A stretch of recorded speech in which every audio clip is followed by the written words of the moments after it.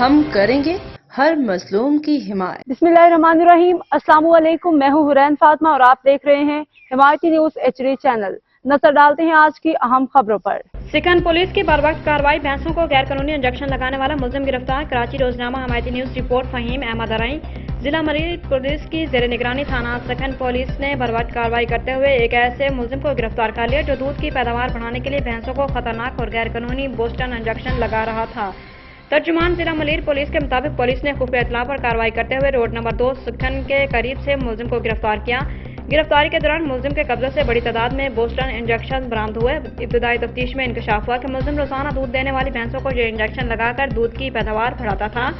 تحقیقات کے مطابق یہ انجیکشن انسانی صحت کے لیے نہایت خطرناک ہے اور ان کے استعمال سے دودھ کے ذریعے خطرناک بیماریوں کے پھیلنے کا خدشہ رہتا ہے۔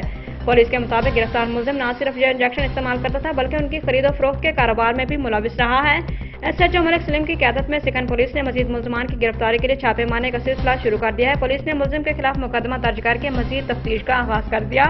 روزنامہ حمایتی نیوز SHO ملک سلیم اور تھانہ سکھن پولیس ٹیم کو خراج تحسین پیش کرتا ہے جنہوں نے انسانی صحت سے کھیلنے والے عناصر کے خلاف بر وقت اور مؤثر کارروائی کی۔ ترجمان ضلع ملیر پولیس نے کہا کہ پولیس اپنی کارروائیاں جاری رکھے گی تاکہ ایسے مافیا اور جرائم پیشہ عناصر کو قانون کے کٹہرے میں لایا جا سکے۔ رپورٹ فہیم احمد ارائیں، روزنامہ حمایتی نیوز، کراچی۔ اب تک کے لیے اتنا ہی۔ مزید خبروں اور اپڈیٹ سے باخبر رہنے کے لیے دیکھتے رہیں حمایتی نیوز HD۔